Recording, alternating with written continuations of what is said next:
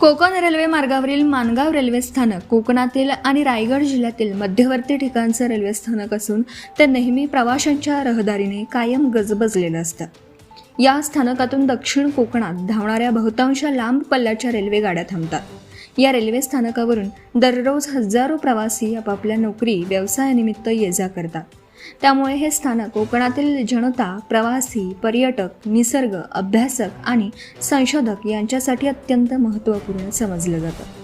असे असताना कोकण रेल्वेने या स्थानकावरील प्लॅटफॉर्मवर रेल्वे प्रवाशांचे ऊन, वारा, पाऊस या नैसर्गिक घटकांपासून संरक्षण करण्यासाठी छप्पर अथवा शेड केलेलं नाही. त्यामुळे प्रत्येक ऋतूमध्ये येथील रेल्वे प्रवाशांना आपल्या इच्छित रेल्वे गाडीच्या प्रतीक्षेत रखरखत्या कडक उन्हाचा आणि कोकणातील प्रत्येक ऋतूतील निसर्गाच्या आक्रमकतेचा सामना करावा लागतो.